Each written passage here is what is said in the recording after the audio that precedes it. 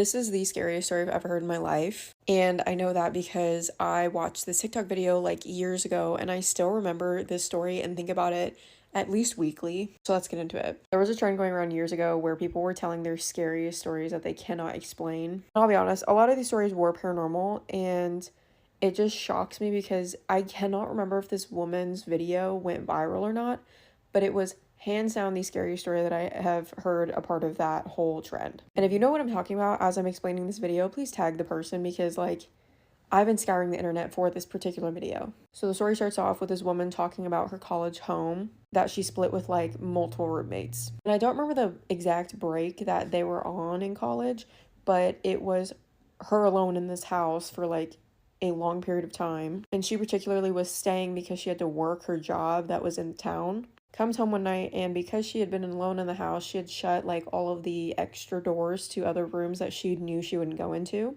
Not super unusual. I did the same thing when I was sharing a house in college. And it's important to note that the attic was split into two rooms, one of them being her room. I remember her saying that there was like a latch on the door in her bedroom and she decided to lock it that night, or she locked it every night. I cannot remember. But when she woke up the next morning, the room directly across the hall in the attic to her was open. And at first she was like, oh, I must have forgotten to close the door that night. So she enters the room for whatever reason and sees that the closet door had also been open.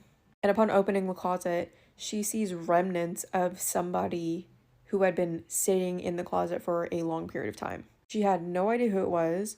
She still has no idea who it was. And every time she thinks about the story, it gives her chills. And I particularly remember her using verbiage in the video that made me feel sick. And it was something along the lines of like, whoever was in that closet was, in fact, so familiar with the house that they were able to go and sit in a very particular room and be able to watch her, which just adds an additional layer of this story being genuinely terrifying. But yeah, if you know what I'm talking about, maybe you don't, maybe it's too niche and it was so long ago that people don't remember this video, but there is a reason why I remember it and now you can too. Imagine this. You're getting home, it's late, you see your husband with his back turned in the kitchen getting himself something to eat. And you're telling him, listen, honey, I don't have time to talk right now. I really am tired. I need to go upstairs. I need to go to sleep. Say a word to you, so you keep walking up the stairs. You get into the room, you take your clothes off, you hop into the shower, you take a shower, you get your PJs on, and you lay down. And he's laying on the bed with his back towards you again. No questions asked, you turn off the light and you fall asleep. Same night, around 3 o'clock in the morning, you get a call. Like, what? Who's calling me at 3 o'clock in the morning? So, of course, you're sitting there snuggle up with your husband. He's hugging you, and you're looking at your phone, and your phone says it's your husband calling. I say Jessica went cold. She went cold, ice cold. Do not draw attention to her husband laying down next to her. She gently removes his hands off of her. Now, that's when she realized she wasn't the only person who was ice cold. That her husband, who was laying down next to her, tightened up his grip around her waist and said, death is coming. She jumped off that bed so quick and answered that phone, turned on the light and looked, and he was not in the bed any longer. When she answered the phone, it was the hospital calling, and they were letting her know that her husband got into a serious accident hours before, and he's been in a coma ever since. Them at what time did he get to the hospital, and they told her he got to the hospital around 8 o'clock. And when she recalled him in the kitchen, she had walked in also 8 o'clock. Started putting her clothes on, and when she got to the hospital, she asked them what had happened to her husband. They were telling her that they didn't really know, that she was more than welcome to see her husband. And when she walked into the room, there was a nurse changing his IV. Arrived into the room, she introduced herself as the wife to the patient. Proceeded to show her where all the things that he had on in the closet. And when Jessica looked at the clothes that were in the closet, she realized that the same clothes that she saw him in the house with earlier that night was the same clothes that were in the closet. She realized that the spirit or the person or whoever she saw in the house that night was her husband. With time, her husband did recover. However, she never recovered from that night. I think that was, do you think it was the husband just warning her about death at the door, or was that something else? So paranormal stories in the hood is such an interesting phenomenon because Am I saying that word right? Anyways, it's so interesting because it just harbors a lot of negative, low vibrational energies, right? And I want to tell two from my grandma's house. I live in Memphis, and her house is close to Orange Mountain. If you're from Memphis, literally, you know. Like, I don't even have to explain any further with that. And before I start the first story, I just want to say my grandma house is super duper honey. Like, everybody who has ever been in that house has had an experience. Like, after I'm done with the two, I will just give y'all little random occurrences that everybody who has ever stepped foot in that house and has stayed there longer than a day, they've had an experience. But let me get into my first one. So I was like 9, and we lived with my grandma for like a year when I was 9 years old. And I would usually like sleep in a different room, but I wanted to sleep in the room that my parents were sleeping in because they had a TV. And my grandma would let me keep the TV in the front. But this is like when I was 8, I can't remember the year, but her TV was not a smart TV. Like, you couldn't access Netflix on it, but on the TV back there you could. So that's why I went to sleep back there. So, and I have to mention this detail too. The house was silent. When I say you could hear a pin drop, seriously, it is that silent. The only noise it is from this TV. You know when you can hear the air conditioning being on, you can't even hear the air, and it's like dark too. So Netflix is playing, and I kind of get into whatever is on, but then that "Are you still watching?" hits. Now, it's no lamps, it's no subtle lights. Every light in this woman's house is aggressive. So I'm kind of just like, you know what? I'm just going to go back to sleep. I probably shouldn't be up anyways. I don't know what time it is.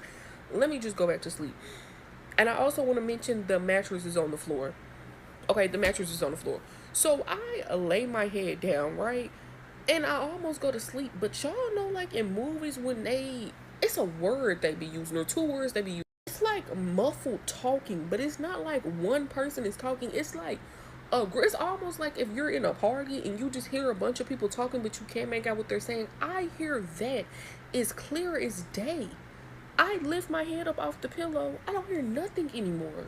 Bro, the way I lifted my head up so quick, like lift my hand up and I'm looking at everybody else because the way it was so clear, I'm thinking I couldn't have been the only person that heard that. Nobody even moved. Nobody even moved, and it was just gone. I ain't gonna lie, I slept on the wall that day. What I mean, like, I literally did not lay back down on the bed. Like, I was basically sitting up, laid against the wall. Yeah. Actually, I'm gonna make these two different videos. So, this is kind of part one about my grandma and her haunted ass house.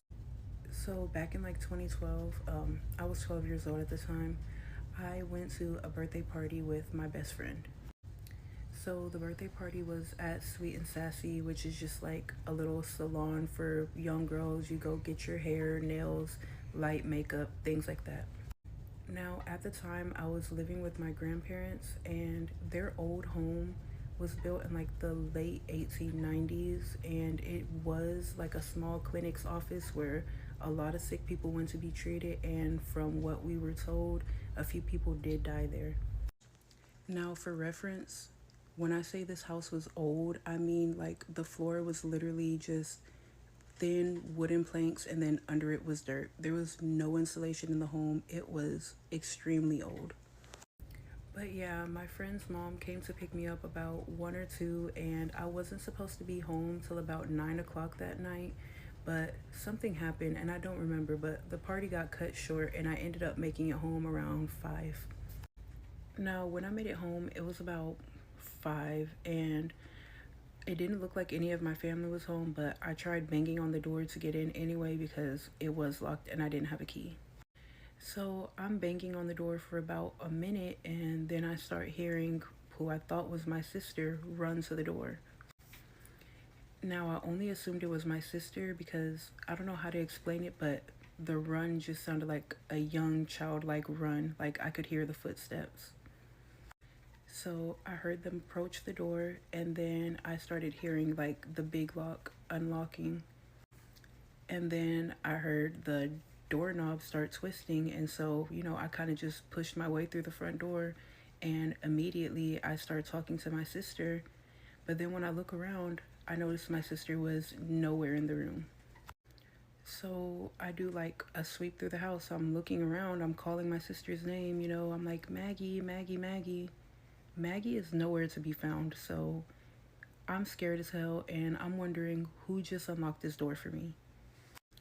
Now, by this point, my grandpa had told us that he used to see a really young white girl with red hair running through the home. But he always said it never felt like she meant harm. It always felt more like she wanted somebody to play with. And I had never seen the little spirit of the girl, the ghost of the girl, but I do believe that this incident was tied to her. But yeah, I do know I refused to be in that home by myself, so the only thing I could think to do was go sit outside and wait for everybody to get home. I sat outside for hours waiting for them to get home, and when they finally got there, I told them what happened, and that's what my grandpa told me. He had been seeing the little girl running through the home more than usual lately. And I mean, I don't know much about ghosts, but I always felt like maybe it's because I was talking about going to this party, like parties, things little kids like to do. But yeah, about 5 years ago, my grandparents did get their home rebuilt. It's still on their original plot of land, but it is a new built home. But if you ask me, I feel like the spirits of the people who died, especially that little girl, are still pretty active in the home. But that's a story for a different day. Right, it's 1:30 in the morning. I just finished work. Me and I came back. I asked her to stay in my room while I watch a horror about skin thingies. Put it on the screen. Can't say it because it attracts them. While listening to videos the other night in his room upstairs, she went shh. And she always takes a piss and tries to scare us, so I didn't really think anything of it. I done listening to it, and I know what the fuck, I heard a scream. We heard another scream. I've got no words for it, I've just did a 12-hour shift. Into Dad's room, got the keys off him, got him to go downstairs, locked the door. Apparently the door didn't get locked, apparently she got told the fuck off. He didn't lock the door. Police knocked at the door, I wasn't here. So the police knocked on the door. Like, hello, something happened. He's like, no one's in trouble. We've just got a silent 999 call from the forest, and there's just breathing down the phone. No name, no address, no nothing. So I had to locate it, and it's pinpointed it to the forest next to your house. Well, we just checked on Google Maps. There is no forest next to the house. It's either all garden because it's quite a size, or the neighbour also has a few trees in his garden. Anyway, that's the only green on there. I've got no curtains at the minute in my bedroom because when we moved in here, they were yellow, and I'm sleeping on the bottom floor. I sleep with my window open. Before you say in the comments, shut the window, I know I'm going to. Tell them we're bang in the middle of the countryside. We're not doing nothing. You can walk for miles, and it's just road. Long story short, I want to listen to the horror, so she's in. My room's a mess, but I'm going to show you my view out the window. I got my shutters there. Scary. Because that's the ground floor. Well, I think we've got it. At night, when my window's just... What? Emily, what? No, don't freak out, fuck's sake. Emily, you can't see. Well, no, because the light's just gone on outside as soon as I've opened the window. I know that it was just wrong timing. You can't shout and then say fucking calm down. Figured it out. You know how the police came the other day and said there was breathing come from the forest? The only forest is here. The only woods is our garden. It was 2 in the morning, 3 in the morning. That's when me and Anna came in your room. We're there's a noise, but you were half asleep. You're so scared all the time. Yeah, but the police not. Valid reasons to be scared though. We were in the stock room, getting the stock, fill the fridges up again, so it's all done for tomorrow, and it's outside the back car park in this dark room, and you've got to have your flashlight on, because you can't, and we heard, someone walking, so when who's that, we're scared, because it's pitch black. When who's that, no answer. 20 minutes we're in there. I had the bottle like this in case someone came in. She was at the door blocking it, but there was a cardboard box in the way, so it was still open a bit. We're shouting, we're screaming, saying, someone come and get her, please, please, please. Where's the manager? Putting in the group chat and that, please someone come in the back room, because we're... CCTV, I was fucking cutting down now. Why is constantly phones? No, pitch black cellar, yeah, and with creepy.